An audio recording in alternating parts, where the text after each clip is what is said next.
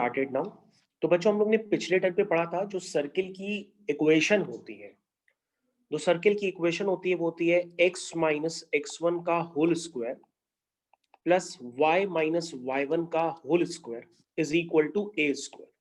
तो बच्चों this is the standard equation of circle, जहां पे बच्चों सेंटर होता है सर्किल का x1 y1 और जो बच्चों रेडियस होती है वो होती है a यूनिट्स। तो सेंटर और रेडियस दोनों आपको 100% क्लियर है। और बच्चों मैंने बताया था इसके अलावा एक सर्किल की और भी इक्वेशन होती है, क्योंकि जरूरी नहीं है आपको उस फॉर्म में ही मिले कि आप उस इक्वेशन को देख करके डायरेक्टली सेंटर और रेडियस निकाल लें। कभी कभी ये इक्वेशन एक ओपन फॉर्म में मिलती है। तो ये भी सर्किल की एक जनरल इक्वेशन है, x square plus y square plus 2gx plus 2fy plus c equal to 0, जहां पे gfc एक कांस्टेंट है। और ये एक स्टैंडर्ड इक्वेशन ऑफ सर्किल है जरूर, लेकिन आपको ये जरूर ध्यान रखना होगा 24 घंटे कि इसमें एक्स स्क्वायर और वाई स्क्वायर का जो कोफिशिएंट होता है वो 100% 1 होना चाहिए। ठीक है ना? जब तक एक्स स्क्वायर और वाई स्क्वायर का कोफिशिएंट 1 नहीं होगा तब तक वो सर्किल को इक्वेशन रिप्रेजेंट नहीं कर पाएगी। तो ये भी बच्चों एक सर्किल की इक्वेशन है, लेकिन आपको एक पॉइंट यहाँ पे याद रखना होगा कि जो कोफिशिएंट ऑफ एक्स स्क्वायर है और जो कोफिशिएंट ऑफ वाई स्क्वायर है ये दोनों इक्वल होने चाहिए, और वो भी किसके? 1 के। और बच्चों अगर हम इस इक्वेशन को ऊपर वाले फॉर्म में यानी परफेक्ट स्क्वायर वगैरह में कन्वर्ट करते हैं तो बच्चों इस सर्किल का सेंटर जो होता है वो आता है minus G comma minus F, और रेडियस जो होती है वो होती है under root of ji square plus F square minus C. तो होपफुली ये बात सभी को याद होगी, मैंने आपको पिछले टाइम पे भी बताया था, काफी देर तक इसको एक्सप्लेन किया था लास्ट मोमेंट पे। तो बच्चों ये एक स्टैंडर्ड की तरह याद रखना है। आप इस गिवन इक्वेशन को, जो आपकी सेकेंड इक्वेशन है, उस सेकेंड इक्वेशन को आप परफेक्ट स्क्वायर वगैरह बनाने की आपको जरूरत नहीं है। आप बिना डायरेक्टली ऐसे ही बता सकते हैं कि इस इक्वेशन का जो सेंटर होगा वो minus G comma minus F होगा, और जो रेडियस होगी वो होगी under root of ji square plus F square minus C. तो होपफुली आप लोग को ये दोनों स्टैंडर्ड अच्छी तरीके से क्लियर हो गए होंगे, और आपने ये पिछले टर्न के नोट्स में भी देखे होंगे। अब बच्चों हम लोग इसके आगे के कंसेप्ट्स कंटिन्यू करते हैं, लेकिन कंसेप्ट्स कंटिन्यू कर तो रहे हैं लेकिन आपको बहुत ध्यान से देखना पड़ेगा। मे भी आपको हो सकता है थोड़ा कम समझ में आए, इसलिए आपको ध्यान से देखना पड़ेगा। सबसे पहले हम आपको एक क्वेश्चन करा देते हैं ताकि आपके सारे डाउट भी क्लियर होते रहे। जैसे बच्चों आपके पास एक इक्वेशन है x square plus y square minus 4x plus 6y minus 12 equal to 0। तो सबसे पहले हमसे पूछा गया है कि इस इक्वेशन से सर्किल का सेंटर और रेडियस दोनों निकालिए। तो बच्चों सबसे पहले हम इसको बिना परफेक्ट स्क्वायर में कन्वर्ट किए, हम इसको अपनी स्टैंडर्ड इक्वेशन जो अभी मैंने आपको सिखाई थी उसमें कन्वर्ट कर देते हैं। ठीक, तो हम इसको कंपेयर कैसे करेंगे? अपने सर्कल की स्टैंडर्ड इक्वेशन से। स्टैंडर्ड इक्वेशन में आपको रटवा चुका हूं 10 बार बोल के, x square plus y square plus 2gx plus 2fy plus c equal to 0। तो जब बच्चों कंपेयर करने की बारी आती है तो x का कोफिशिएंट क्या है? सभी बच्चे ध्यान दीजिए, x का कोफिशिएंट 2g है और ऊपर x का कोफिशिएंट -4 है। नीचे y का कोफिशिएंट 2f है, ऊपर y का कोफिशिएंट 6 है। नीचे कांस्टेंट c है, ऊपर कांस्टेंट -12 है। तो आपको कंपैरिजन में कोई प्रॉब्लम नहीं आनी चाहिए, आप इसको चेक कर सकते हो आराम से। तो बच्चों यहां से g की वैल्यू आएगी -2, g की वैल्यू क्या आएगी? -2, और f की वैल्यू क्या आ रही है? 3, और c आपका -12 है। तो बच्चों सेंटर होपफुली आप समझ गए होंगे, सेंटर होता है minus G comma minus F. तो ये हो जाएगा 2 कॉमा -3, क्योंकि ऑलरेडी आपका जी माइनस में था तो माइनस माइनस प्लस हो जाएगा। और रेडियस आप जब आप निकालेंगे तो वो होती है under root of ji square plus F square minus C, तो माइनस माइनस प्लस हो जाएगा। तो आई थिंक ये कंसेप्ट आप लोगों को बहुत अच्छे से क्लियर हो गए होंगे। ठीक, तो G square plus F square minus C, इससे आपको कंसेप्ट पूरी तरीके से क्लियर हो गए होंगे। तो बच्चों ये वैल्यू कितनी निकल के आ रही है, वैल्यू आप लिख लीजिएगा, ये आपकी रेडियस का काम करेगी। ठीक है बच्चों, तो ये आपकी रेडियस का काम करेगी। तो रेडियस होती है under root of ji square plus F square plus C. तो मेरे ख्याल से ये आ रही है 9 + 4 13, ये आ रही है square root of 25, that is equal to 5। तो ये बच्चों आपकी रेडियस निकल करके आ गई 5 यूनिट। तो होपफुली सभी बच्चों को याद होगा तो अब बच्चों ये हुआ कैसे, मैंने आपको पिछले टर्न पे इसका एक तरीका बताया था। तो आपने पिछले टर्न वाले लेक्चर्स यानी ध्यान से नहीं देखे होंगे, आप उसको एक बार रिव्यू कर लीजिएगा। और अगर आप रिव्यू नहीं कर पाए हैं तो चलिए मैं आपको अभी दोबारा बता देता हूँ, कोई बात नहीं। इधर देखिए बच्चों, मैंने आपको बताया था अगर आपके पास ये जो इक्वेशन है, ठीक है ना, अगर आप ये स्टैंडर्ड नहीं यूज करेंगे तो फिर आपको पूरी तरीके से कन्वर्ट करना पड़ेगा इसको स्टैंडर्ड फॉर्म में। और स्टैंडर्ड फॉर्म की मैंने ऑलरेडी प्रूविंग भी आपको बताई थी। प्रूविंग होपफुली आप सबको याद है, मैंने प्रूविंग क्या बताई थी आप सबको। मैंने बताया था ना, जब कोई वेरिएबल पॉइंट आपका p h k इस तरह से मूव करता है कि उसकी एक फिक्स पॉइंट जिसको हम सेंटर कहते हैं, उससे जो डिस्टेंस होती है वो एक कांस्टेंट के बराबर होती है। तो उस वेरिएबल पॉइंट का जो पाथ होता है वो क्या होता है, सर्किल होता है। तो सर्किल की स्टैंडर्ड इक्वेशन मैंने आपको बताई थी कैसे जनरेट हुई। और इसको जनरेट करने के लिए यहाँ पे कंडीशन मैंने लगाता हूँ कि इस वेरिएबल पॉइंट और एक फिक्स पॉइंट की जो डिस्टेंस है वो एक कांस्टेंट के बराबर है। तो सभी बच्चे अब डिस्टेंस फॉर्मूला तो जानते ही हैं, अब इस लेवल पे ये मत कहिएगा कि आपको डिस्टेंस फॉर्मूला भी नहीं पता है। तो अगर आप इस तरह से लिखेंगे, दोनों तरफ स्क्वायरिंग कर देंगे और h को x कर दीजिएगा, k को y कर दीजिएगा, तो आपके पास सर्किल की स्टैंडर्ड इक्वेशन आ जाती है। जो भी बच्चा पूछ रहा है भैया वो समझ ले, ऐसा ना हो उसको पता ही ना हो कि सर्किल की स्टैंडर्ड इक्वेशन क्या होती है। तो एक फॉर्म फर्स्ट इक्वेशन का ये था, एक फॉर्म मैंने आपको और लर्न करवा दिया ताकि आपको बार बार परफेक्ट स्क्वायर बनाने की जरूरत ना पड़े। अगर आप इस क्वेश्चन को इसी फॉर्म में करना चाहते हो तो आपको क्या करना पड़ेगा, आपको परफेक्ट स्क्वायर में कन्वर्ट करना पड़ेगा। जब तक आप परफेक्ट स्क्वायर में कन्वर्ट नहीं करेंगे तब तक आपका क्वेश्चन नहीं हो पाएगा। तो आप इसको परफेक्ट स्क्वायर में कन्वर्ट कर लीजिए, आपका काम हो जाएगा। तो होपफुली आप ये काम कर लेंगे। अगर आपको ऊपर की तरीके से करना है तो आप क्या करेंगे, इसको लिखेंगे एक्स स्क्वायर माइनस 4x और ये वाई स्क्वायर वाले टर्म्स कलेक्ट करेंगे, y square plus 6y minus 12 is equal to 0। अब बच्चों इसको परफेक्ट स्क्वायर बनाने के लिए मैंने आपको बताया था आपको क्या काम करना पड़ेगा। इसमें आप +4 और -4 ऐड और सब्ट्रैक्ट करेंगे, ठीक है ना। +4 और -4 यानी कि A square plus B square minus 2ab का फॉर्म बना रहे हैं।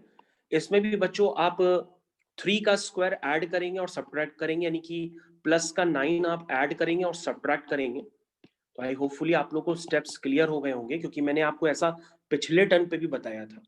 तो बच्चों ये फॉर्म हो गया a माइनस बी का होल स्क्वायर और ये फॉर्म हो गया बच्चों y प्लस 3 का होल स्क्वायर, ठीक है ना।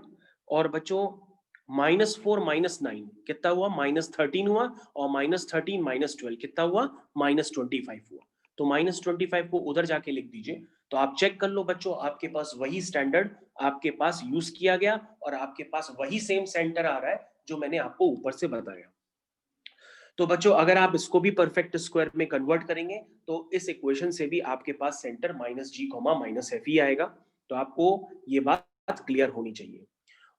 ओके आप मैंने ये काफी बार बात आपको रिपीट कर दी है, होपफुली आप समझ गए होंगे कि किसी भी सर्किल की अगर इक्वेशन दी होती है तो वो दो फॉर्म्स में हो सकती है, इक्वेशन नंबर 1 और इक्वेशन नंबर 2। किसी भी फॉर्म में हो, आप सर्किल का सेंटर और रेडियस तुरंत निकालने के लिए तैयार रहिए। अब आप बार बार ये मत कहिए कि हमको पता नहीं सेंटर क्या होता है, रेडियस क्या होता है, ठीक है ना। तो आई थिंक आपको ये बात समझ में आ गई होगी, मैंने काफी बार रिपीट की है, मैंने पिछले टर्म पे भी रिपीट की है, आज भी रिपीट की है। और दोनों फॉर्म्स को मैंने दो दो बार रिपीट बल्कि तीन तीन बार रिपीट कर दिया है। ओके होपफुली अब हम लोग कंसेप्ट्स को आगे कंटिन्यू करते हैं, दूसरे कंसेप्ट्स पे मूव करते हैं। आपको और ज्यादा ध्यान देने की जरूरत पड़ेगी।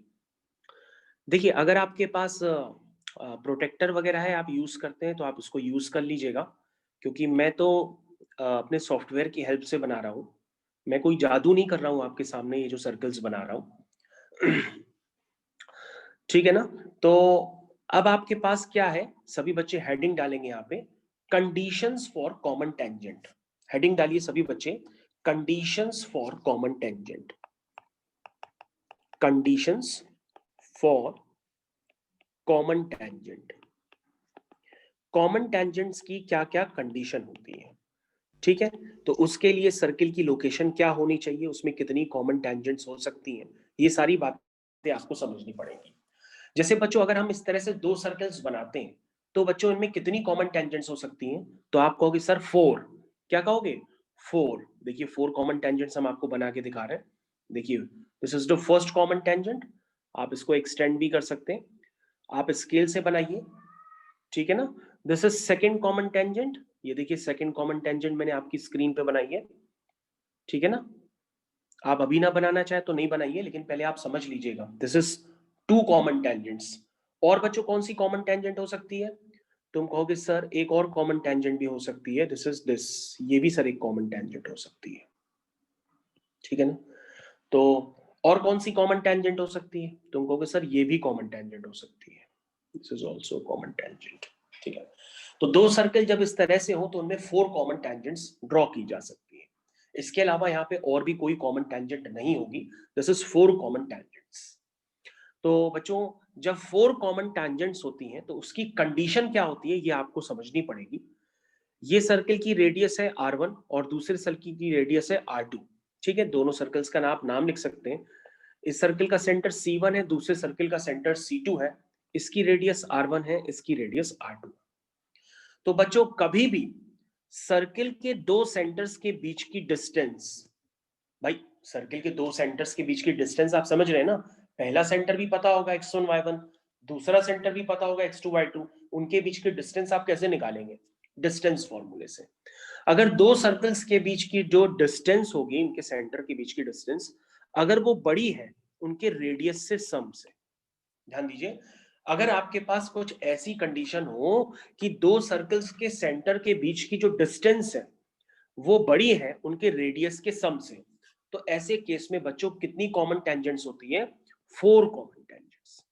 तो बच्चों फोर कॉमन टेंजेंट्स की कंडीशन आपको याद रखनी होगी कि ऐसे केस में क्या होगा कि सर्कल्स के सेंटर्स के बीच की डिस्टेंस बड़ी होगी दोनों रेडियस के सम से।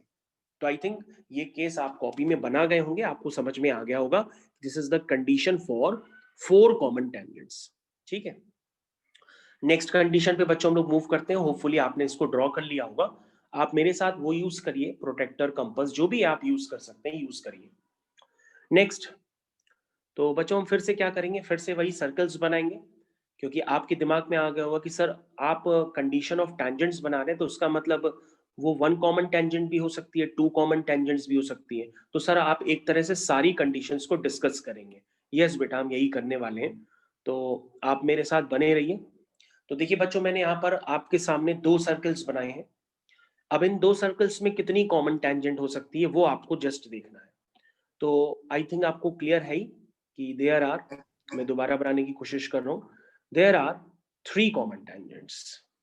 तो ये आपकी फर्स्ट और दूसरी मैं बना रहा हूँ, this is second common tangent और this is third common tangent. तो बच्चों तीन कॉमन टेंजेंट्स हैं आपके सामने क्लियर कट, ठीक है। थ्री कॉमन टेंजेंट्स की कंडीशन शायद आप इसको तो देख के ही बता सकते हैं कि ये दोनों सर्कल के सेंटर हो गए, इनकी रेडियस हो गई, और आप क्लियर कट बताएंगे कि दोनों के सेंटर्स के बीच की डिस्टेंस अगर उनकी रेडियस के सम के बराबर होती है तो ऐसे केस में कितनी कॉमन टेंजेंट्स होंगी? Three common tangents. बच्चों ये टफ नहीं है, आप इसको ध्यान से देखिए, आपको मतलब इजी लगेगा। अगर आप टफ बनाएंगे तो वो टफ लगने लगेगा, आप इसको ध्यान से देखिए। दो सर्कल्स के सेंटर्स के बीच की डिस्टेंस जो है वो उनकी रेडियस के सम के बराबर है, तो ऐसे केस में कितनी कॉमन टेंजेंट्स होंगी? थ्री कॉमन टेंजेंट्स होंगी। तो थ्री कॉमन टेंजेंट्स होपफुली आप लोग को क्लियर हो गई होगी, आप भी बना सकते हैं। क्लियर है? नेक्स्ट कंडीशन, अब आप क्या कहोगे, सर दो कॉमन टेंजेंट्स भी हो सकती है। एग्जैक्टली दो कॉमन टेंजेंट्स भी हो सकती है, तो दो कॉमन टेंजेंट्स भी आप बना सकते हैं। तो उसके लिए आप दो सर्कल बनाइए जरूर, लेकिन वो दोनों सर्कल थोड़े इंटरसेक्टिंग सर्कल्स टाइप के बनाइए, तभी उनमें कंडीशंस बैठेगी टू कॉमन टेंजेंट्स की। और वो दो कॉमन टेंजेंट्स मैं आपके सामने ड्रॉ कर रहा हूं, आप देख लीजिए। This is first common tangent और this is second common tangent, ठीक। तो बच्चों ये दो कॉमन टेंजेंट्स की कंडीशन मैंने आपके सामने बना दी है, इसमें और भी कोई टेंजेंट नहीं हो पाएगी जो दोनों में कॉमन। तो this is the condition for two common tangent, this is condition for two common tangent, दो कॉमन टेंजेंट्स की कंडीशन है। तो उसके लिए क्या होता है कि दोनों के सेंटर्स के बीच की जो डिस्टेंस होगी, दोनों के सेंटर्स के बीच की जो डिस्टेंस होगी वो लाई करेगी R1 माइनस R2 से लेकर के R1 प्लस R2 के बीच में। अगर दो सेंटर्स के बीच की डिस्टेंस कुछ इस तरह से लाई करे कि वो उनके रेडियस के डिफरेंस से लेकर के उनके रेडियस के सम तक के बराबर है, ठीक है ना। मान लीजिए आपने दोनों के सेंटर्स के बीच की डिस्टेंस निकाली 5 और डिफरेंस है उनकी रेडियस का 3 और सम है 7, तो ये केस देखो यहां से वैलिड है। इसका मतलब ऐसे केस में कितनी टेंजेंट्स होंगी, ऐसे केस में 2 कॉमन टेंजेंट्स होंगी, ठीक है ना। तो ऐसे केस में 2 कॉमन टेंजेंट्स होंगी। बस आपको यहाँ पे ध्यान रखना होगा, जब आप ये बुक्स में देखेंगे तो बुक्स में यहाँ पे मॉड लगा होगा, तो मॉड का मतलब सिर्फ इतना होता है कि आप बड़ी रेडियस में से छोटी रेडियस को माइनस करिएगा, है ना। मॉड का मतलब ये होता है कि आपको पॉजिटिव नंबर वहां पे लिखना है, और अगर मॉड आप नहीं लगाना चाहते हैं तो कोई बात नहीं, आप रेडियस का डिफरेंस लेंगे, बड़ी रेडियस में से छोटी रेडियस को माइनस करेंगे, और अगर भूल जाए तो आप मॉड के साथ लगाइए ताकि आपका जो भी रिजल्ट है वो पॉजिटिव हो। तो बच्चों ऐसे केस में कितनी कॉमन टेंजेंट्स हो सकती है, 2 कॉमन टेंजेंट्स हो सकती है। तो आई थिंक आपको ये केस बहुत अच्छे से क्लियर हो गया होगा। मैं टाइम भी आपको पूरा दे रहा हूँ, तो आप कॉपी में बना भी रहे होगे पूरा। मैंने वापस स्क्रीन स्क्रॉल किया, आप आराम से देख लो। दिस इज फर्स्ट केस, फिर उसके बाद सेकंड केस, और उसके बाद थर्ड केस, और उसके बाद फिर केस पे केस आते चले जाएंगे। तो नेक्स्ट केस की तरफ हम लोग बच्चों मूव कर रहे हैं। नेक्स्ट केस में अब कहोगे सर पहले 4 था, फिर 3 हुआ, फिर 2 हुआ, अब जाहिर सी बात है 1 कॉमन टेंजेंट होगा। यस बेटा 1 कॉमन टेंजेंट होगा। तो 1 कॉमन टेंजेंट के लिए क्या कंडीशन होती है, पहले तो आप सर्कल बना लीजिए अपनी कॉपी में, ठीक। फिर एक दूसरा सर्किल और बनाइए अपनी कॉपी में। मेरे से अभी नहीं बन पा रहा हूं, मैं भी कोशिश कर रहा हूं, आप भी बना के देखिए। तो ये है बच्चों, ये बच्चों मैंने अभी बना दिया, जस्ट अभी बन गया मेरा। तो बच्चों अगर ऐसी कंडीशन होती है तो ऐसे केस में ओनली 1 कॉमन टेंजेंट होती है। तो 1 कॉमन टेंजेंट आप बनाना चाहें तो आप बना सकते हैं। This is 1 common tangent, this is 1 common tangent. तो बच्चों ऐसे केस में होता क्या है बेसिकली, पहले आप लिख लीजिएगा 1 common tangent, this is condition form 1 common tangent. तो बच्चों 1 कॉमन टेंजेंट के लिए क्या कंडीशन होगी कि दोनों के सेंटर्स के बीच की जो डिस्टेंस होती है वो किसके इक्वल होती है, उनके रेडियस के डिफरेंस के बराबर, ठीक है ना। बस आपको बड़ी रेडियस में से छोटी रेडियस माइनस करना पड़ेगा, मतलब जो डिफरेंस है उसको पॉजिटिव लिखना पड़ेगा। तो बच्चों अगर ऐसी कंडीशन हो कि C1 C2 equal to R1 minus R2, तो ऐसे केस में बच्चों आपके पास सिर्फ और सिर्फ एक कॉमन टेंजेंट रहती है। और बच्चों अगर आपके पास लिख दे कोई नो कॉमन टेंजेंट, क्योंकि आपके दिमाग में आएगा जरूर कि सर पहले 4 थी, फिर 3 हुई, फिर 2 हुई, फिर 1 हुई, तो पक्का नो भी होगी। तो नो कॉमन टेंजेंट सर उसकी क्या कंडीशन होगी। तो नो कॉमन टेंजेंट के लिए क्या करना होगा बच्चों, आपको इस तरह से डायग्राम बनाना पड़ेगा। टच नहीं ये करेगा आपका, हाँ यस यस, वो अंदर से टच नहीं करेगा, लाइक दिस। अब बच्चों इन दोनों में कोई भी कॉमन टेंजेंट नहीं हो सकती है। जब कोई भी कॉमन टेंजेंट नहीं होगी तो उसकी कंडीशन ये होगी कि जो C1 C2 है वो less than R1 minus R2 होगा। तो बच्चों आप मॉड से कंफ्यूज ना होइएगा, मॉड का मतलब सिर्फ इतना है कि आपको मॉड नहीं लगाना है तो आप बड़ी रेडियस में से छोटी रेडियस माइनस कर दीजिए, तो मॉड ना लगाइए, ठीक है ना। तो C1 C2 is less than R1 minus R2, तो इसके लिए कंडीशन होती है, ये कंडीशन होती है नो कॉमन टेंजेंट। तो बच्चों आपको ये बहुत ध्यान से समझना पड़ेगा क्योंकि इसमें बड़े बड़े क्वेश्चंस बनते हैं और वो इनइक्वालिटीज बेस होते हैं। उसमें ऐसे पूछेगा find the values of x such that no common tangent, 2 common tangents, तो आपके सामने सब इनइक्वालिटीज का फॉर्मेशन होगा, उसको आपको सॉल्व करना पड़ेगा, उसकी की रेंज वगैरह निकालनी पड़ेगी सच दैट। तो उस तरह के क्वेश्चंस होते हैं। तो आपको ये कंडीशंस तो पहले पता होनी चाहिए ना, तभी तो आप किसी भी इक्वेशन को सॉल्व करोगे। तो कंडीशंस ही नहीं पता होगी तो सॉल्व क्या करोगे। तो आप यहाँ पे लिख सकते हो this is condition number A और दिस इज बी और उसके बाद सी। मैंने एकदम सीक्वेंस में कराई है, ऑर्डर मिस नहीं किया है। दिस इज डी और दिस इज ई। तो बच्चों इस तरह से 5 कंडीशंस हैं। तो आई थिंक आप सब लोग को क्लियर हो गया होगा। अब हम लोग नेक्स्ट स्टैंडर्ड की तरफ भी मूव करते हैं। और नेक्स्ट स्टैंडर्ड से पहले हम लोग कुछ क्वेश्चंस कर लेते हैं ताकि आपके डाउट्स भी कुछ क्लियर हो जाए। हो सकता है कुछ बच्चों को कम समझ में आया हो। तो बच्चों ठीक है, हम लोग कुछ क्वेश्चंस कर लेते हैं आपके लिए। क्वेश्चन है बच्चों आपके सामने, find the equation of circle, find the equation of circle which touches, अब बच्चों इसमें 4 पार्ट है, मैं एक एक करके आपको बताता हूं। पहली कंडीशन, आपको सर्किल की इक्वेशन तब निकालनी है जब वो टच करती है। सर्किल किसको टच करता है? The x axis. ध्यान दीजिए, find the equation of circle which touches x axis and whose center is 3,4। तो बच्चों ये कोऑर्डिनेट ज्योमेट्री चल रही है और कोऑर्डिनेट ज्योमेट्री में मैं आपको बता चुका हूं कि अगर आप डायग्राम के बिना हेल्प के क्वेश्चन करेंगे तो आपको तकलीफ होगी, इसलिए डायग्राम्स जरूर बना लिया करिए। ठीक है बच्चों, तो क्या गिवन है कि आपका जो सर्किल है वो क्या करता है? एक्स एक्सिस को टच करता है। तो पहले क्या करिए आप लोग, एक्स एक्सिस को टच करता हुआ एक सर्किल बनाइए। तो देखिए मैंने एक्स एक्सिस को टच करता हुआ एक सर्किल जस्ट अभी आपके सामने बनाया है। ठीक है, अब बच्चों यहाँ पे सर्किल का सेंटर भी आपको पता है, तो सर्किल का सेंटर आप लिखिए क्या है? 3,4। और बच्चों अगर हम 3,4 तक पहुंचना चाहते हैं तो हम कैसे पहुंचेंगे? वेरी इजी, तो हम कहोगे सर पहले इतना 3 यूनिट चलेंगे और सर फिर इतना 4 यूनिट चलेंगे, तो आपके पास पॉइंट आ जाएगा 3,4।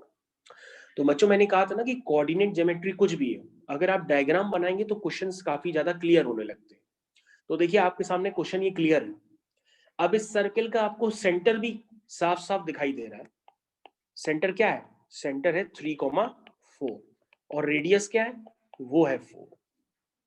तो बच्चों अगर किसी सर्किल का सेंटर पता है, रेडियस पता है, तो आप सर्किल की क्वेश्चन लिख सकते हो ना। तो क्वेश्चन खत्म हो गया। कैसे लिखते हैं? x माइनस x1 का whole square plus y minus y1 का whole square is equal to r square. अब आप चेक कर लो, आपको समझ में आ गया होगा। तो होपफुली ये पार्ट सबको क्लियर हो गया होगा। हम लोग नेक्स्ट क्वेश्चन की तरफ भी मूव कर रहे हैं। अब नेक्स्ट क्वेश्चन है बी पार्ट इसका। Again find the equation of circle which touches the x-axis, which touches the x-axis at origin। ध्यान दीजिएगा, find the equation of circle which touches the x-axis at the origin and whose radius is 5 and whose radius is 5। तो again बच्चों अगर आप इस question को हवा में सोचेंगे तो नहीं हो पाएगा, तो हवा में मत सोचिएगा। स्पेस कम है तो हम कम स्पेस को यूज करके अपना डायग्राम अभी बना लेंगे। ठीक है, तो देखिए मैंने आपके सामने ये एक्स एक्सिस और वाई एक्सिस बना लिए, आप भी बना सकते हैं कॉपी में। तो बच्चों क्या है? Find the equation of circle which touches the x axis at origin. तो एक्स एक्सिस को ऑरिजिन पे टच करता हुआ सर्किल कैसा होगा वो आप बनाने की कोशिश करिए। एक्स एक्सिस को ऑरिजिन पे टच करता हुआ सर्किल कैसा होगा? तो तुम कहोगे सर वो कुछ इस तरह से ही होगा जैसे आप बना रहे हो। थोड़ा सा ऊपर बन गया, आप दोबारा बना लो। तो एक्स एक्सिस को टच करता हुआ सर्किल, फिर नहीं बन पाया, दोबारा कोशिश करते हैं।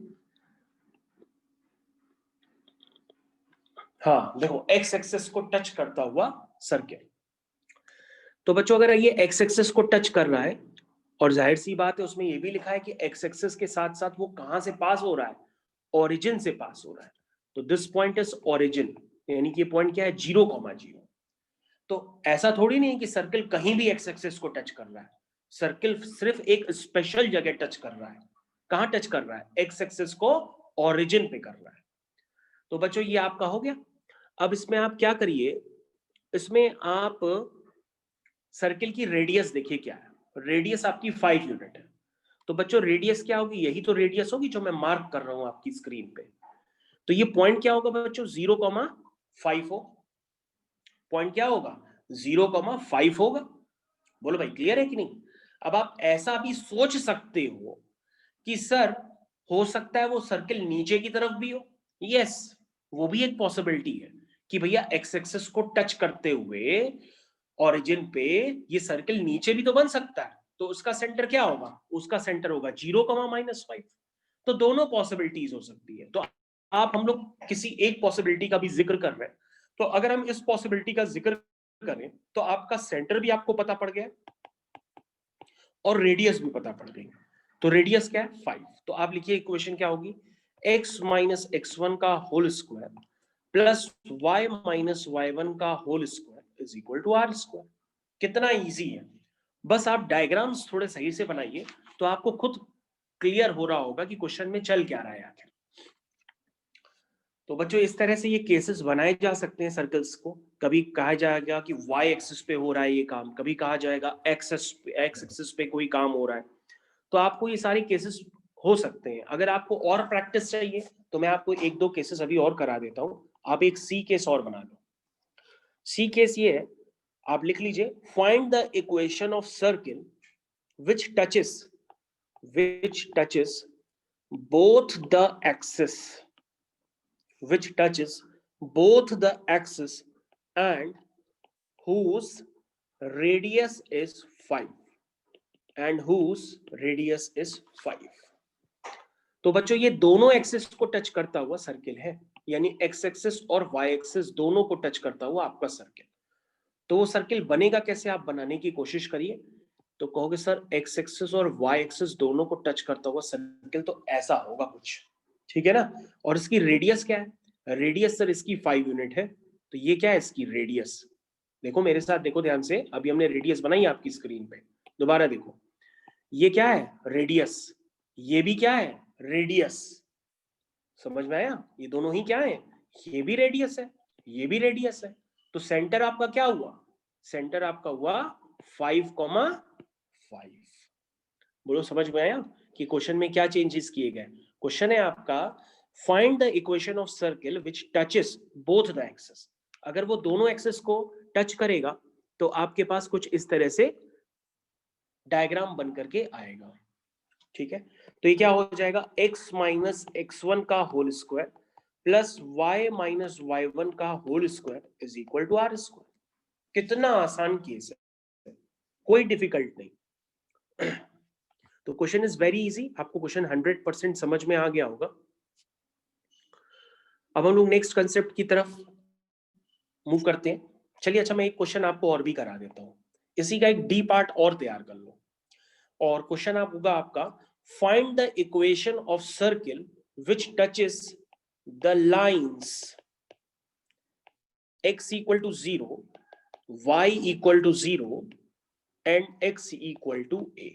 देखो बच्चों, find the equation of circle which touches the lines x equal to 0, y equal to 0 and x equal to a।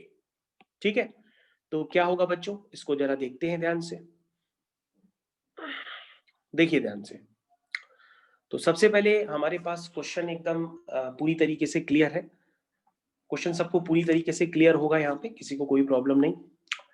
तो क्या है क्वेश्चन में, find the equation of circle which touches the lines x equal to 0, y equal to 0 and x equal to a। अब कहोगे sir x equal to a कहां पर होगा, x equal to a line y axis के parallel होगी, और क्या, वो यहां पर आप बना लो, ये x equal to a line है। तो सर ये लाइन क्या है, x इक्वल टू a, ये लाइन क्या है, x axis y equal to 0, ये लाइन क्या है, y axis x equal to 0। तो इन तीनों को टच करता हुआ आप सर्किल बनाना है। तो तीनों को टच करता हुआ जरा सर्किल बनाओ। ये देखो हमने तीनों को टच करता हुआ सर्किल बनाया है, देखो बन गया, तीनों को टच करता हुआ सर्किल। तो आपके पास इक्वेशन तैयार हो गई। इक्वेशन में क्या प्रॉब्लम है आपको, क्योंकि आप कहोगे सर कि इसमें रेडियस तो पूरी तरीके से क्लियर है कि ये भी रेडियस है और ये भी रेडियस है, ठीक है ना। और सर ये जो पूरी लेंथ है यहां से लेकर के यहां तक, ये पूरी लेंथ सर a यूनिट है, कितनी है, a यूनिट। तो सर आधी लेंथ कितनी होगी, a/2 होगी, ठीक है ना। तो a/2 रेडियस है, तो ये भी तो रेडियस है। तो उसका मतलब सेंटर क्या हुआ, a/2 a/2, ठीक है। तो आपकी इक्वेशन क्या हुई, x माइनस x1 का whole square plus y minus y1 का whole square is equal to r square. अरे भाई होपफुली आप लोग को अब तो समझ में आ गया होगा कि सर्किल में चल क्या रहा है। भाई सर्किल के स्टैंडर्ड्स में बढ़ाता चला जा रहा हूं, आपको ध्यान देना है।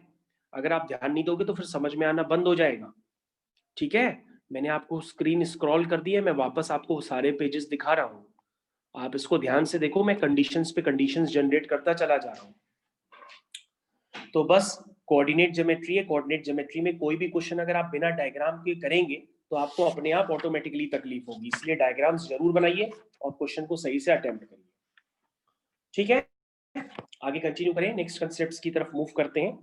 चलिए अगला कंसेप्ट, हेडिंग डालते हैं हम लोग, हमारे साथ हेडिंग डालिए कॉनसाइक्लिक पॉइंट्स। कॉनसाइक्लिक पॉइंट्स। अब बच्चों अगर आपने कोलिनियर नाम सुना है तो कॉनसाइक्लिक भी आप समझते होंगे। तो कॉनसाइक्लिक का मतलब क्या हुआ कि जो भी पॉइंट्स हैं वो सर्किल पे ही लाई करेंगे। तो क्वेश्चन बनते कैसे एग्जाम में? क्वेश्चन एग्जाम में इस तरह से बनते हैं। अभी तो मैं एक इजी क्वेश्चन आपको लिख के देता हूं ताकि आपको पूरा समझ में आए। Show that the points show that the points 9, 1, 7, 9, -2, 12 and 6, 10 are कॉनसाइक्लिक। ध्यान दीजिएगा, आपको शो करने हैं कि ये चारों पॉइंट्स कॉनसाइक्लिक है। कॉनसाइक्लिक का मतलब ये सर्किल की सरकमफेरेंस पे लाई करते हैं। तो आप कोई भी एक सर्किल बना लीजिए, ये देखिए मैंने बना दिया। तो बच्चों हमको प्रूफ करना है कि ये चारों पॉइंट्स कॉन्साइक्लिक है। ठीक है, तो वो चारों पॉइंट्स एक बार बना लेते हैं। ये आपका ए पॉइंट हो गया, ये आपका बी पॉइंट हो गया, और ये आपका सी पॉइंट हो गया, और ये आपका डी पॉइंट हो गया। ठीक है, तो बच्चों हमारे पास अगर सर्किल की इक्वेशन हम देखें तो स्टैंडर्ड इक्वेशन क्या होती है बच्चों? वो होती है x square plus y square plus 2gx plus 2fy plus c equal to 0। ये एक इक्वेशन होती है वन ऑफ द स्टैंडर्ड। अगर बच्चों हम स्टैंडर्ड पे ध्यान दें तो हम मान लेते हैं हमारे रिक्वायर्ड सर्किल की इक्वेशन ये है, लेकिन इस इक्वेशन में वेरिएबल कितने हैं? तुम कहोगे सर इस सर्किल की इक्वेशन निकालने के लिए आपको g चाहिए होगा, f चाहिए होगा और c चाहिए होगा। तो सर इस इक्वेशन में 3 वेरिएबल है। तो सर अगर इक्वेशन में 3 वेरिएबल है तो आप 3 वेरिएबल को निकालने के लिए 3 इक्वेशंस पहले आप बनाएंगे। यस, तो हम सबसे पहले कहेंगे कि हमारा जो ये रिक्वायर्ड सर्किल है ये किससे पास कर रहा है? 9,1 से। तो हम इसको 9,1 से पास कराएंगे तो एक इक्वेशन बन जाएगी। फिर हमारा रिक्वायर्ड सर्किल 7,9 से पास कर रहा है तो फिर हम 7,9 से पास कराएंगे, हमारी दूसरी इक्वेशन बन जाएगी। अगेन हमारा रिक्वायर्ड सर्किल -2, 12 से पास कर रहा है तो हम उससे पास कराएंगे, तीसरी इक्वेशन बन जाएगी। 3 इक्वेशंस, 3 अननोन, वो जब निकल आएंगे जीएफसी निकाल करके वापस आप इस इक्वेशन में डाल देना, सर्किल की इक्वेशन आ जाएगी। लेकिन अगर आपको प्रूफ करना है कि पॉइंट्स आर कॉन्साइक्लिक तो अब जब आप फाइनल इक्वेशन निकाल चुके होंगे तो फाइनल इक्वेशन निकालने के बाद आपको उस इक्वेशन में ये डी पॉइंट डालना होगा। और अगर ये डी पॉइंट इस सर्किल को सेटिस्फाई करता है, सेटिस्फाई करने का मतलब LHS बराबर RHS, मतलब 0 बराबर 0 आ जाता है। मतलब अगर डी पॉइंट डालने पर 0 आ जाता है तो इसका मतलब ये चारों पॉइंट्स क्या करेंगे? कॉन्साइक्लिक की कंडीशन को फॉलो करेंगे। तो आई थिंक मैंने आपको काफी देर तक रिपीट कर दिया, तो वर्किंग स्टार्ट करते हैं। अब समझ में तो आ गया होगा। तो बच्चों ठीक है, वर्किंग स्टार्ट करें। तो आप सबसे पहले क्या करेंगे कि हमारा जो रिक्वायर्ड सर्किल है बच्चों किससे पास करता है? 9,1 से। तो देखो बच्चों 9,1 से हम पास कराते हैं। पास कराने का बच्चों हिंदी में मतलब होता है जहां पर x है वहां पे 9 डाल दो, जहां पर y है वहां पे 1 डाल दो। ठीक है, प्लस c इक्वल टू 0। तो देखो बच्चों हमने इस रिक्वायर्ड सर्किल को पास करा दिया है। तो ये हो गया 81, कितना हुआ? 81 plus 1 82, 82 plus 18g plus 2f plus c equal to 0। This is first equation. ठीक है बच्चों, समझ में आई? उसके बाद बच्चों आप क्या कहेंगे कि आपका जो रिक्वायर्ड सर्किल है वो 7,9 से भी पास कर रहा है, तो 7,9 से पास कराओ।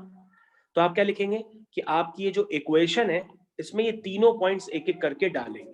तो अब क्या डालेंगे? 7,9। चलिए डालिए 7,9। तो ये हो जाएगा 7 का स्क्वायर प्लस 9 का square plus 2gx plus 2fy plus c equal to 0। ठीक है, तो बच्चों ये कितना हो गया, ये हो गया 49, कितना हो गया बच्चों जरा जोड़ के बताओगे, कोई बताएगा? 49 प्लस कितना बचा और 81, कितना हुआ 130। ओके, तो ये बच्चों हो गया 130 plus 14G plus 18F plus C equal to 0। ये बच्चों हो गई दूसरी इक्वेशन। अब बच्चों कौन सा पॉइंट पास कराते हैं, -2, 12 पास करो उसमें बच्चों। तो ये हो गया -2 का स्क्वायर प्लस 12 का square plus 2G into -2 plus 2F into 12 plus C equal to 0। तो बच्चों ये कितना हो गया, ये हो गया 144 प्लस 4, कितना हुआ 148 minus 4G plus 24F plus C equal to 0। ये बच्चों हो गई तीसरी इक्वेशन। अब आप कहोगे कि अरे सर ये तीन इक्वेशन बनी है, सॉल्व कौन करेगा? अरे सॉल्व करना इजी होता है, देखो मैं आपको तरीका बताता हूं। आप जरा फर्स्ट और सेकंड इक्वेशन को देखो, फर्स्ट और सेकंड इक्वेशन को माइनस कर दो, जैसे ही माइनस करोगे आपसे सी कैंसिल हो जाएगा, आपके पास जी और एफ में एक इक्वेशन बन जाएगी। ठीक है, समझ में आया? अब बच्चों क्या करिए, आप सेकंड और थर्ड इक्वेशन को माइनस कर लीजिए, या थर्ड माइनस सेकंड कर लीजिए, जो आपका मन करे। तो आपके पास जी और एफ में एक और इक्वेशन बन जाएगी। तो बच्चों 1 और 2 से जी और एफ में इक्वेशन बनी, 2 और 3 से भी माइनस करने पर जी और एफ में इक्वेशन बनी। दोनों को साइमल्टेनियसली सॉल्व कर लीजिए, आपका जी और एफ आ जाएगा। जी और एफ आ जाएगा तो किसी इक्वेशन में जी और एफ डाल दो तो आपका सी आ जाएगा। तो जी एफ सी बच्चों आपके तीनों निकल के आ जाएंगे 100%। बस आपको करने का देरी है। तो बच्चों जब आप इस तरह से करेंगे तो करिए, हमारे साथ कर सकते हैं आप, तो आप भी कर सकते हैं, ऐसा जरूरी नहीं है कि हमारे ही भरोसे रहे, आप भी करिए। तो f की वैल्यू क्या आ रही है बच्चों, f की वैल्यू आ रही है -3, g की वैल्यू आप चेक करिए 0 आएगी, और c की वैल्यू आएगी -76। आप पहले चेक कर लो, यही आएगी। और बच्चों जब ये इक्वेशंस के वेरिएबल्स निकल आएंगे तो आपकी जो इक्वेशन थी x² plus y square plus 2gx plus 2fy plus c equal to 0, तो बच्चों हम क्या करेंगे, ये तीनों वेरिएबल्स इसमें पुट कर देंगे। तो x² प्लस वाई स्क्वायर क्या बना 2gx plus 2fy plus c equal to 0। तो बच्चों इक्वेशन बनी x² plus y square -6y minus 76 equal to 0। आप टाइम ले लो, आप भी कर सकते हो। तो बच्चों अब आपके पास थोड़ा सा ही काम बचा है। अब आप कहो कि सर 3 पॉइंट से पास करने वाले हमने सर्कल की इक्वेशन तो निकाल ली, लेकिन सर हमको प्रूफ करना है कि ये चारों पॉइंट्स कॉन्साइक्लिक है। इसका मतलब सर जो चौथा पॉइंट है डी, जिसके कोऑर्डिनेट है 6,10, हम उसको उसमें डालेंगे। अगर 0 के बराबर आ जाता है तो पॉइंट्स कॉन्साइक्लिक है, अदरवाइज नहीं है। तो बच्चों आप क्या करोगे, आप 6,10 इसमें डाल के चेक कर लो 0 आ रहा है, ठीक है ना? तो क्लियरली 6,10 जब आप डालोगे तो 0 आ रहा है, आप चेक कर लो। और चेक करने के बाद एग्जाम में आपको ऐसे लिखना पड़ता है, clearly 6,10 satisfies this equation. Clearly 6,10 satisfies this equation. Hence the given points are concyclic. Hence the given points are concyclic. अब बच्चों आप चेक कर लो, आप भी कर सकते हो, आप वर्किंग एक बार चेक कर लो, कोई दिक्कत नहीं है। Next question is question find the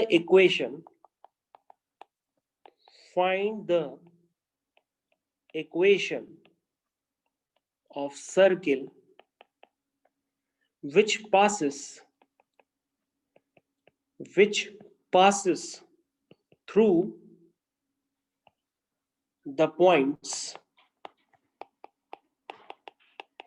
Find the equation of circle which passes through the points. Points से बच्चों 1, -2 and 4, -3। ठीक है भाई, दो पॉइंट्स हैं जिससे सर्कल पास कर रहा 1, -2 और 4, -3 and has the center on line 3x plus 4y equal to 7। तो बच्चों ये क्वेश्चन आपके लिए है, अगर आप करना चाहो तो आप भी कर सकते हो। इक्वेशन ऑफ सर्किल है वो है x square plus y square plus 2gx plus 2fy plus c equal to 0। ये बच्चों आपने सर्कल रिक्वायर्ड सर्किल की इक्वेशन है। अब इस इक्वेशन को निकालने के लिए आपको जीएफसी निकालने होंगे। तो सबसे पहले आप क्या करेंगे, 1, -2 पुट करेंगे। तो 1, -2 इसमें पुट करिए, क्योंकि आपका सर्किल किससे पास कर रहा है, 1, -2 से। तो 1, -2 इसको सेटिस्फाई करेगा, मैंने इसको सेटिस्फाई करा दिया। तो बच्चों ये हो गया 5 + 2g - 4f + c = 0। This is the first equation. और बच्चों ये जो रिक्वायर्ड सर्किल है ये 4, -3 से भी पास कर रहा है। तो 4, -3 इसको सेटिस्फाई करेगा, आप सेटिस्फाई करा लीजिए। ठीक है, क्लियर। तो बच्चों ये कितना हुआ, 4 स्क्वायर है ये, तो कितना हुआ ये, this is 16 + 9 25। This is 25 + 8g - 6f + c = 0। तो बच्चों ये आपकी सेकेंड इक्वेशन हो गई। ठीक है, फर्स्ट इक्वेशन सेकंड इक्वेशन दोनों आपको क्लियर कट विजिबल है, समझ में भी आ रही होंगी। अब बच्चों आपके पास 3 वेरिएबल है जीएफसी और इक्वेशन 2 है, तो तीसरी इक्वेशन आप कैसे बनाएंगे, तीसरी इक्वेशन भी आपको बनानी है। तो तीसरी इक्वेशन बनाने के लिए आप क्या कहेंगे कि सर जो आपका रिक्वायर्ड सर्किल है उसका सेंटर होता क्या है, उसका सेंटर होता है -g, -f। जो आपका रिक्वायर्ड सर्किल है जिसकी आपको इक्वेशन निकालनी है उसका सेंटर क्या होता है, -g, -f। और बच्चों इस रिक्वायर्ड सर्किल का जो सेंटर है वो किस पे लाई करता है, वो लाई करता है इस लाइन पे। ठीक है ना, तो आप इस लाइन पे इस रिक्वायर्ड सर्किल का सेंटर क्या करोगे, सेटिस्फाई करा दोगे। तो सेटिस्फाई कराइए। लाइन की इक्वेशन क्या है, 3x + 4y = 7 या -7 = 0। लेकिन जब आप रिक्वायर्ड सर्किल का सेंटर इसको सेटिस्फाई कराओगे तो ये बन जाएगी -3g - 4f - 7 = 0। देखो बच्चों आपके पास 3 इक्वेशंस बन चुकी है। इनको सॉल्व करने का मेथड ये है कि पहली और दूसरी इक्वेशन को माइनस करिए। जैसे ही माइनस करेंगे तो आपके पास जी और एफ में इक्वेशन बन जाएगी, और नीचे आपके पास ऑलरेडी जी और एफ में इक्वेशन दी हुई है। तो आप इस तरह से करिए तो जी एफ आ जाएगा, तो सी भी आ जाएगा किसी भी वैल्यू में डाल के, तो आपके पास सर्किल की इक्वेशन आ जाएगी। तो इतनी वर्किंग आपको भी करनी है, आप भी करने की कोशिश करिए। ठीक है, इतनी वर्किंग आपको भी करनी है, करिए और जीएफसी निकालिए। तो बच्चों जब आप इस तरह से करेंगे तो आपका जो जी आएगा वो जी निकल के आ रहा है -47/15, और जो एफ निकल करके आ रहा है वो आ रहा है 3/5, और जो आपका सी निकल करके आ रहा है वो आ रहा है 11/3। तो बच्चों आपकी सर्किल की इक्वेशन में फाइनली लिख रहा हूं, x² + y² + 2gx + 2, ये आपका g हो गया, x + 2fy + c = 0। ठीक है, अब बच्चों उसको थोड़ा सा सिंप्लीफाई कर लीजिए तो ये बन जाएगा x² + y² -94/15x + 6/5y + 11/3 = 0। ठीक है बच्चों, आपका फाइनल आंसर निकल करके आ चुका है। अब आप ध्यान दो स्क्रीन पे, और कोई डाउट हो तो आप पूछ सकते हो। ओके बच्चों, अब आप चेक कर लो उसको, कहीं पे आपको कोई प्रॉब्लम हो तो आप हमसे दोबारा पूछ सकते हो।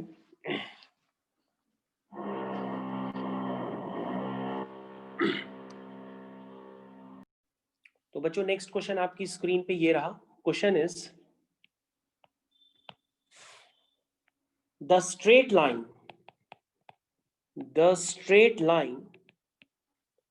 x/a + y/b = 1 cuts the coordinate axis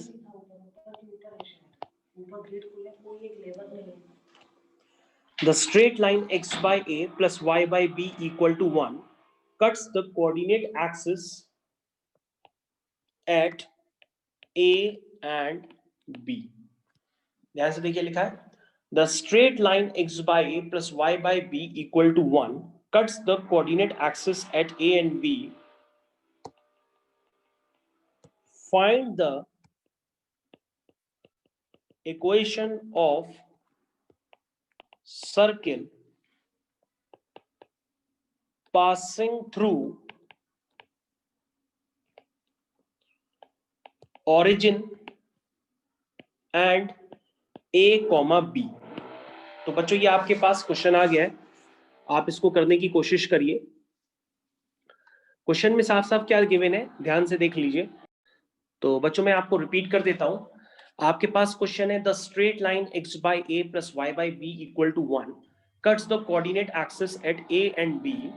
Find the equation of circle passing through origin a and b. तो a के कोऑर्डिनेट है a, 0 और b के कोऑर्डिनेट 0, b। तो बच्चों आपके पास 3 पॉइंट्स क्या हो गए, 3 पॉइंट्स में एक पॉइंट हो गया आपका ओरिजिन और 2 पॉइंट्स आप भी आपको क्लियर है। This is origin, this is a और दिस इज बी। तो इन 3 पॉइंट से पास होने वाले आपको सर्किल की इक्वेशन लिखनी है। तो जल्दी से करिए और आंसर मेरे को बताइए। ठीक है बच्चों, अब हम इसको करना स्टार्ट करते हैं। सबसे पहले आपके पास जो इक्वेशन है वो होती है x square plus y square plus 2gx plus 2fy plus c equal to 0। तो आप क्या कहेंगे कि ये जो आपका रिक्वायर्ड सर्किल है ये किससे पास कर रहा है, 0,0 से। तो 0,0 जब आप इसमें सेटिस्फाई कराएंगे तो आपके पास क्या आ जाएगा, c की वैल्यू आ जाएगी 0। देखिए पहली इक्वेशन कितनी आसान है, c आपके पास डायरेक्टली 0 आ गया। फिर बच्चों आप a, 0 को सेटिस्फाई कराओगे तो इक्वेशन कुछ इस तरह से बनेगी, आप हमारे साथ उसको लिख सकते हो। c की वैल्यू आप 0 पुट कर दीजिएगा तो इस तरह से बच्चों इक्वेशन बनेगी, this is a square plus 2ga equal to 0। यहां से बच्चों g की वैल्यू आ जाएगी, आप g की वैल्यू निकाल लो, कितनी आ रही है, -a/2।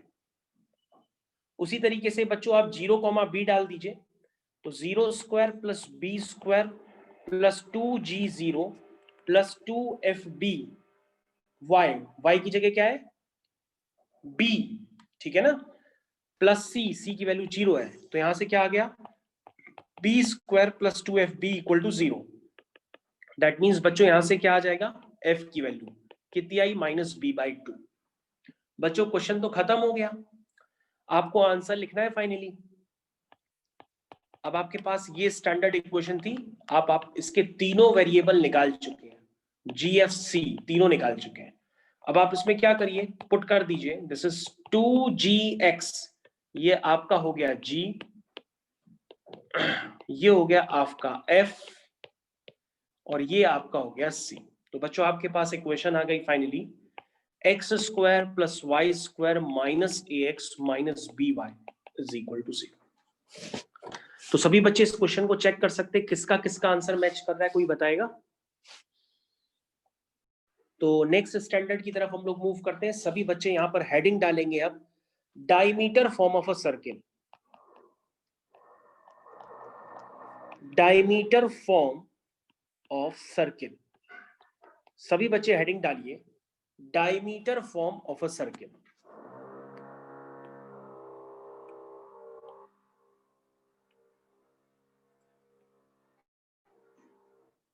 तो बच्चों मैंने अभी आपके सामने जस्ट सर्किल बनाया है और हमें सर्किल का डायमीटर फॉर्म लिखना है। मतलब कहने का मतलब ये होता है कि सर्किल का आप पहले डायमीटर बना लो, ये सर्किल का डायमीटर होता है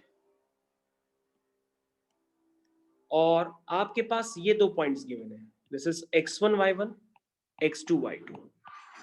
तो सर्किल में अगर 2 पॉइंट्स पता हो जो डायमीट्रिकली अपोजिट हो तो भी हम सर्किल की इक्वेशन लिख सकते हैं। और उस इक्वेशन को लिखने के लिए पहले मैं आपको स्टैंडर्ड बताता हूं कि इसको यूज कैसे करना है। सभी बच्चे जानते होंगे कि सेमी सर्किल में बना हुआ जो ट्रायंगल होता है वो राइट एंगल ट्रायंगल होता है। ये सभी बच्चों को पता होगा, क्लास 9 10th में सर्कल्स में भी था कि सेमी सर्किल में बना हुआ ट्रायंगल क्या होता है? राइट एंगल ट्रायंगल होता है। ये सभी बच्चे जानते होंगे।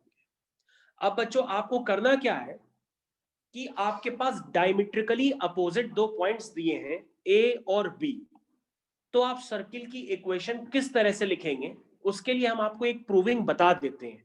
हालांकि प्रूविंग की जरूरत नहीं है, लेकिन मैं आपको सिखा देता हूं।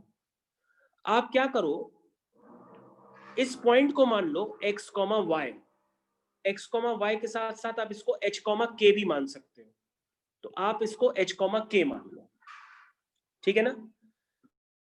तो ये सेमी सर्किल में बना हुआ राइट एंगल ट्रायंगल है।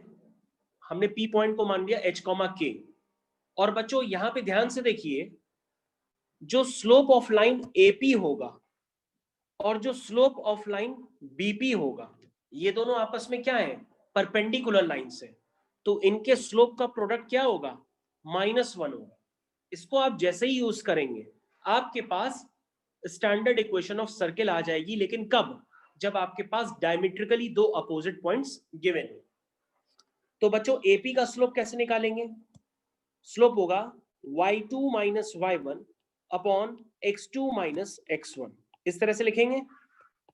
बीपी का स्लोप कैसे निकालेंगे?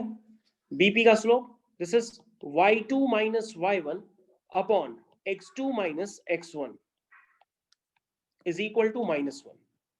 तो बच्चों अगर आप थोड़ा सा इसको सिंप्लीफाई करेंगे तो this becomes k minus y1 k minus y2 is equal to minus times h minus x1 h minus x2, ठीक है। अब बच्चों इसको जरा सिंप्लीफाई कर लीजिए, सारे टर्म एक तरफ ले आइए, तो ये माइनस का टर्म इधर आकर के प्लस हो जाएगा। और आपको मैंने बताया है कि लास्ट में h को x कर लिया करिए और k को y कर लिया करिए, तो आपके पास फाइनली इक्वेशन निकल करके आ जाएगी सर्किल की। तो बच्चों इसमें क्या करिए, अब आप h को x कर दीजिए, k को y कर दीजिए, तो आपके पास स्टैंडर्ड इक्वेशन ऑफ सर्किल आएगी जब डायमेट्रिकली दो अपोजिट पॉइंट्स गिवन हो। वो होगी x minus x1 x minus x2 plus y minus y1 y minus y2 equal to 0। तो बच्चों ये भी एक सर्किल की इक्वेशन होती है, लेकिन इसमें x1 y1 x2 y2 है क्या? ये डायमेट्रिकली अपोजिट पॉइंट्स है। तो ऐसे केस में भी आप सर्किल की इक्वेशन लिख सकते हैं। This is the way of the math. ये आपको करने का तरीका हो गया,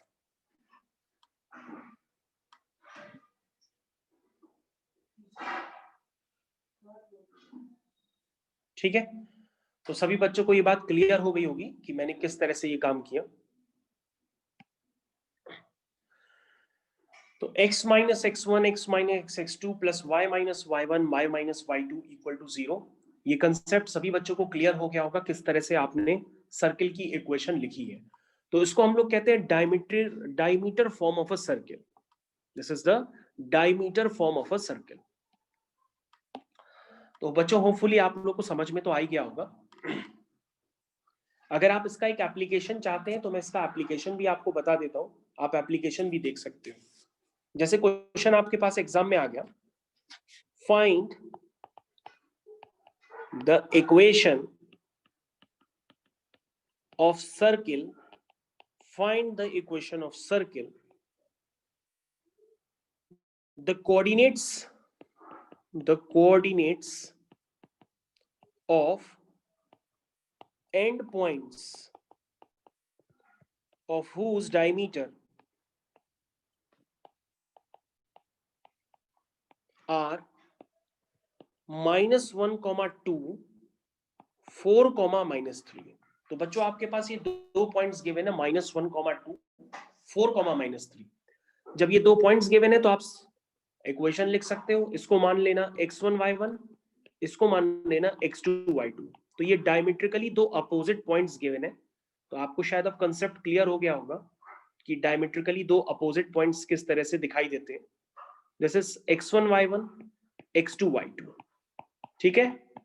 तो आप सर्किल की इक्वेशन किस तरह से लिखोगे? आप लिखोगे ऊपर वाला स्टैंडर्ड यूज करोगे, लिखोगे x माइनस x1, ठीक है, फिर x माइनस x2, तो x1 की जगह -1 है, x2 की जगह 4 है, plus y minus y1 y minus y2 equal to 0। तो बच्चों ये आपका आंसर हो गया, ठीक है। किस तरह से आपने किया आप समझ गए।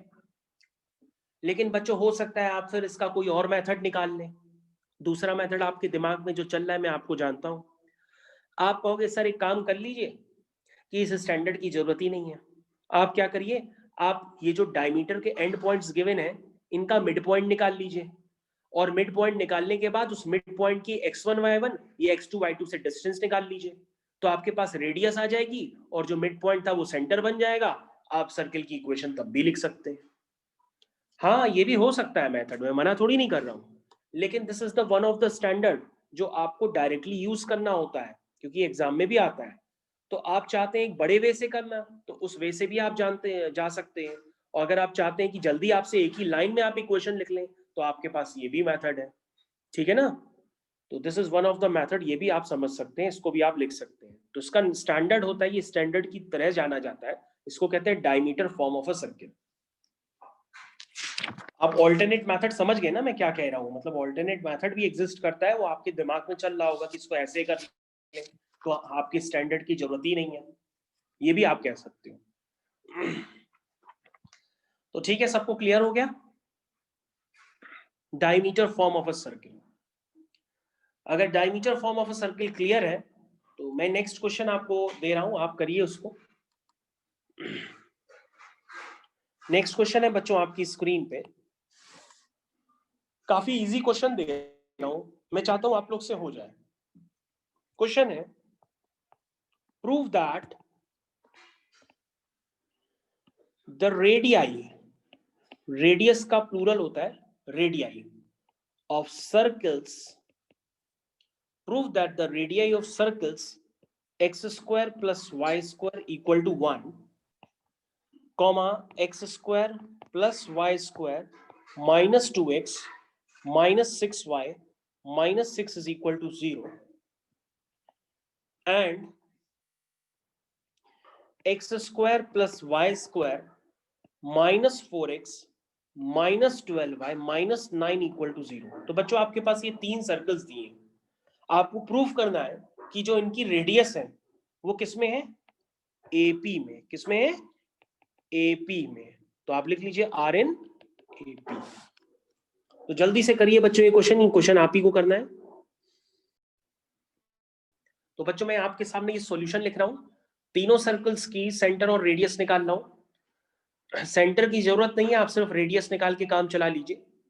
तो आपके पास जो थर्ड इक्वेशन है जब इसको आप कंपेयर करेंगे तो 2g बराबर -4 आएगा तो g बराबर -2 हो जाएगा, 2f बराबर -12 होगा तो f बराबर -6 आ जाएगा, और c बराबर -9 आ जाएगा। ठीक, तो इसकी रेडियस हो जाएगी r3, ये हो गया under root of ji square plus F square minus c, minus minus plus हो जाएगा। अब बच्चों चेक कर लो, ये रेडियस जो है ये एपी में है, आप वैल्यूज निकाल लो स्क्वायर रूट को सॉल्व करके, ये रेडियस 100% एपी में आएंगी। ठीक है बच्चों, होपफुली क्लियर हो गया होगा आप लोग के सो। नेक्स्ट क्वेश्चन आपकी स्क्रीन पे आ रहा है, नेक्स्ट क्वेश्चन फिर से आपको अटेम्प्ट करना है। Next question on your screen, question is find the equation of circle, find the equation of circle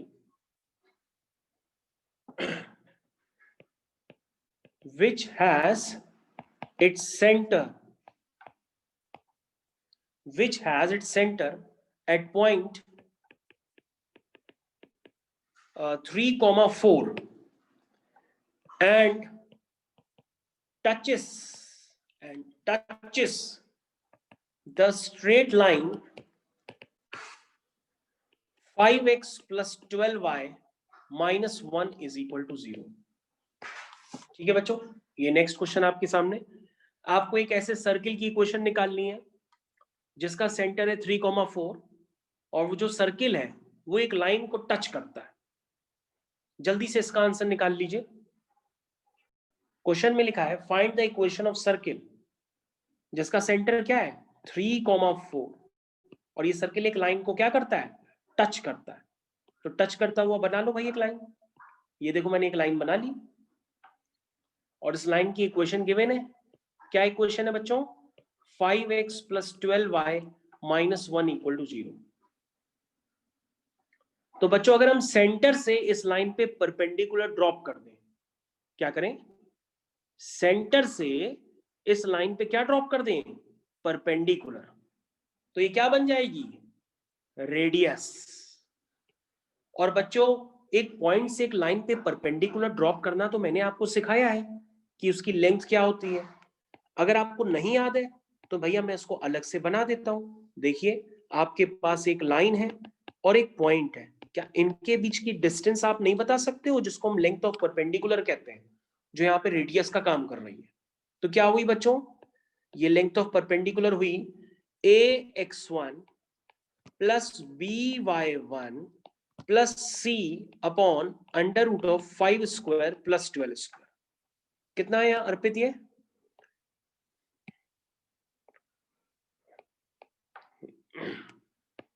ये कितना आया बच्चों? This is the radius. अभी जो भी वैल्यू आई हो ये आपकी रेडियस है। इस रेडियस को आप मान इसको लिख दीजिए, ये आर है। तो बच्चों आपको रेडियस पता पड़ गई, वो लेंथ ऑफ परपेंडिकुलर के बराबर है। सेंटर आपका पता है 3,4 है, तो आप सर्किल की इक्वेशन लिखोगे x - x1 का होल स्क्वायर + y - y1 का होल स्क्वायर = r²। और r किसके बराबर है? आपके लेंथ ऑफ परपेंडिकुलर के बराबर है।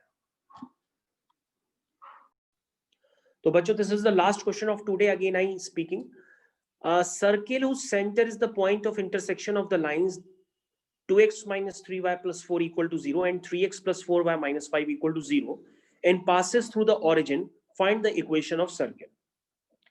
तो आप कहोगे सर ये तो क्वेश्चन इजी है, बस कैलकुलेशन सर ज्यादा हो रहे हैं यहाँ पे। तो सर ये आपका सर्किल है, ये सर्किल किससे पास करता है? ओरिजिन से। तो ओरिजिन से पास करा लो, उस पर ओरिजिन सेटिस्फाई करा लो। तो हम ये ओरिजिन बना देते हैं, ठीक है। मान लो ये आपका ओरिजिन है, उसको हम ओ लिख देते हैं। क्या लिख देते हैं? ओ। इससे ये पास करना है। और सर्किल का जो सेंटर है वो पॉइंट ऑफ इंटरसेक्शन है किन दो लाइंस का? इन दो लाइंस का, ठीक है। तो इस लाइन की इक्वेशन क्या है आप जानते हैं? दोनों लाइंस की इक्वेशन आपके पास गिवन है, एक की ये है और दूसरे की ये है। तो आप क्या कहेंगे? कहेंगे सर इन दोनों इक्वेशंस को सॉल्व करेंगे तो सर्किल का सेंटर आ जाएगा। और जैसे ही सर हम सेंटर की ओरिजिन से डिस्टेंस निकालेंगे, हम सेंटर की ओरिजिन से डिस्टेंस निकालेंगे तो वो क्या आ जाएगी? रेडियस आ जाएगी। तो सर दोनों को सॉल्व करने पर पॉइंट ऑफ इंटरसेक्शन होगा, मान लीजिए वो x1 y1 है, रेडियस भी आ गई। तो क्या आप सर्किल की इक्वेशन नहीं लिख पाएंगे? वो होगी x - x1 का होल स्क्वायर + y - y1 का होल सर स्क्वायर। आगे हेलो यस बेटा बताइए। हाँ हाँ हाँ सर x + 1/17 का होल स्क्वायर, अच्छा ठीक है। y - 22/17 का होल स्क्वायर = 485/17 का स्क्वायर। ओके, तो आपने जो आंसर निकाला है वो 100% पूरी तरीके से सही है। सर तो आपका आंसर पूरी तरीके से सही है। शायद सर आपने ये एक चीज, आंसर बताया। सर एक फेवर चाहिए था सर, हाँ इस टाइप के क्वेश्चंस आप थोड़े ग्रुप में शेयर कर दीजिएगा। हाँ हाँ बिल्कुल, हम अभी पूरे पूरे करते हैं, कर देंगे हम। Okay sir, thank you sir.